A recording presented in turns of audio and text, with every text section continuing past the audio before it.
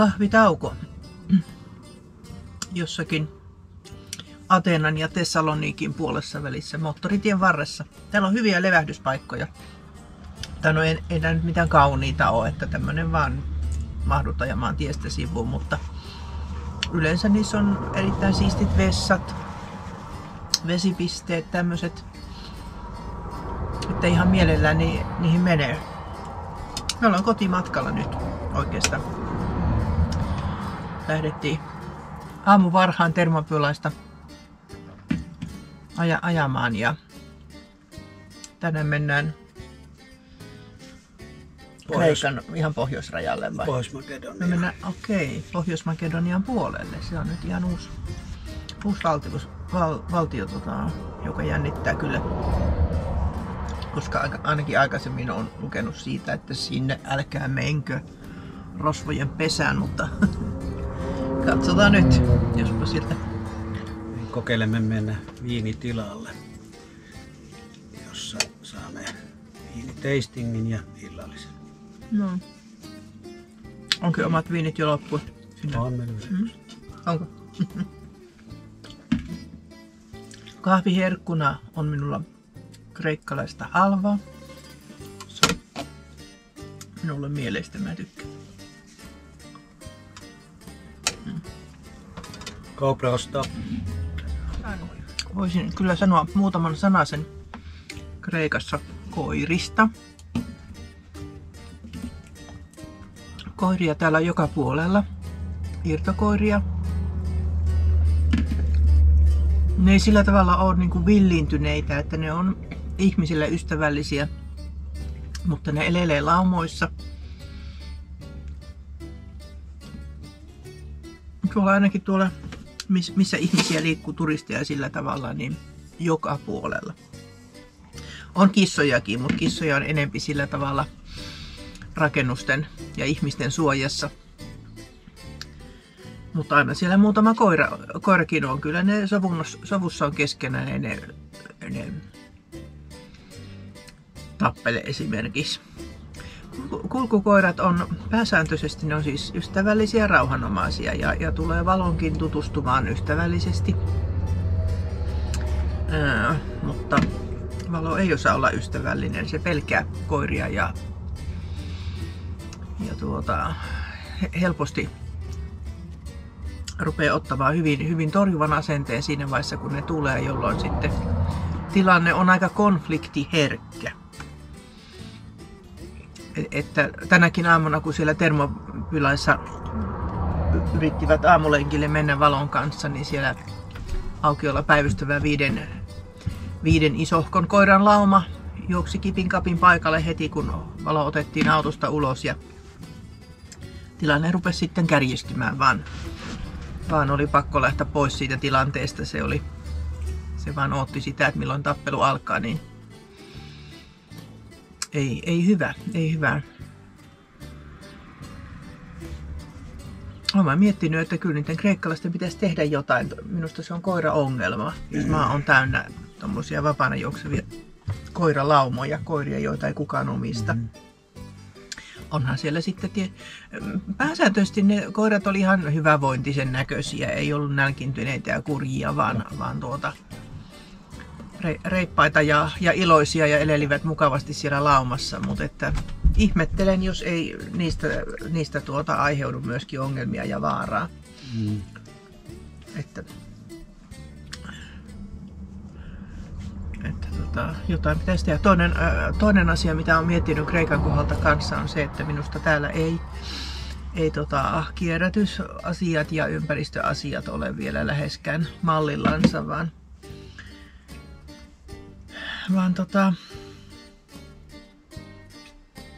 on yritystä kyllä, roskiksia on ja sillä tavalla, mutta että ei se poista tuota roskaisuutta. Enpä kehtaa, mitä kaikkea tuolla on tuolla ojassa. Tuossa kehtaa sanoa, mitä kaikkea sieltä löytyy. Niin. Mä kiinnitin huomiota semmoiseen, kun oltiin noilla paikoilla, että monella, niin kun on asumuksia ja kaikkia semmosia, niin siellä oli niin kuin takapihat täynnä romua, kaiken näköistä lavettia ja rikkinäistä muovikalustetta ja ties mitä. Että minusta se kertoo siitä, että yksityisen ihmisen on vaikea dumpata niitä tavaroitaan minnekään. Sillä ei ole paikkaa, mihin se veisi ne. Ja se kerää niitä takapihalle sitten. Voi olla, että paikkoja on, mutta siellä perittävä hinta on niin korkea, että köyhä ei pysty sitä maksamaan. Et kyllähän täällä on nähnyt matkan varrella semmoisia yksityisiä, tai siis luvattomia kaatopaikkojakin, että tien mutkan takaa löytyy sitten kauhean jätekasa, jonne joku on vienyt. Että tämmöiset vielä odottaa ratkaisuaan. Jos vertaa esimerkiksi Unkariin, niin minusta Unkarissa on jo paljon päästy eteenpäin siitä. Silloin kun me mentiin sinne, niin niitähän löytyi tosi paljon niitä semmoisia luvattomia kaatopaikkoja joka tienmutkasta, mutta ne on lähes hävinnyt tänä päivänä. Kroatia on siisti, mutta siitä se alkaa itäänpäin mennessä sitten. Montenegrossa on jo samanlaista piittaamattomuutta. Sehän on piittaamattomuutta. Tossa jos itse asus tällä alueella, niin kyllä ne osais kerättyä käsin nuo roskat pois tosta. Ja pakko se olisi tehdäkin.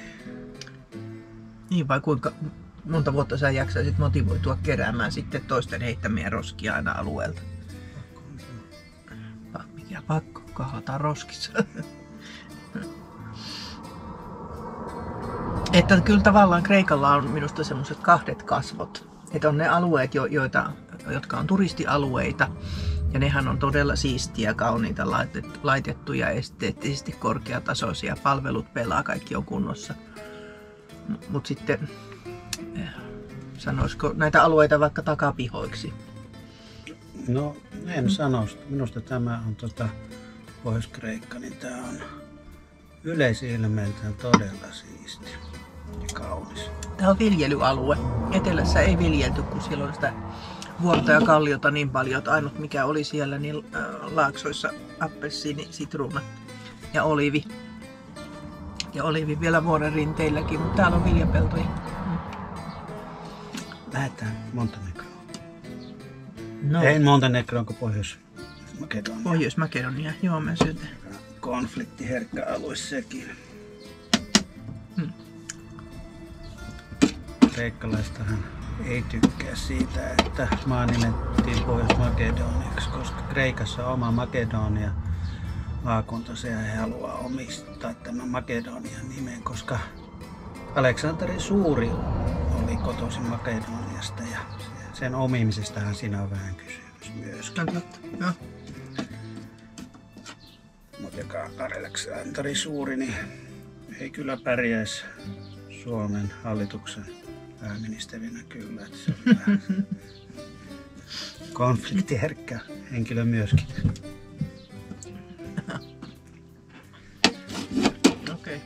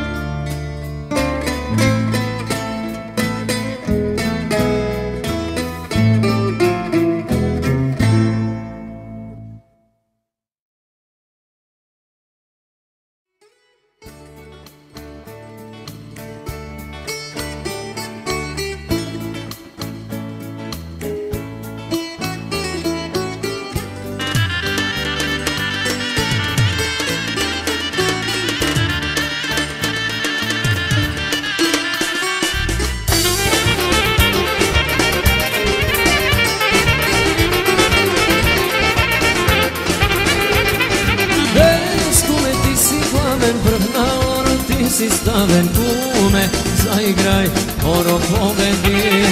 Kume, nazdravi, kreni čaša ti. Venes kume, ti si glaven, prh na oro, ti si staven kume, zaigraj, oro pobedi. Kume, nazdravi, kreni čaša ti.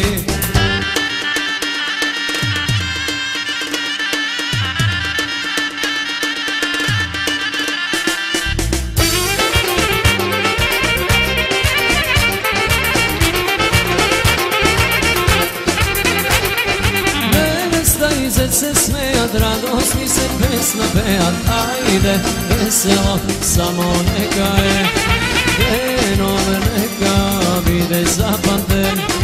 Nevesta i zet se smejat, radosni se pesna pejat, ajde, veselo, samo neka je, genom neka vide zapamten.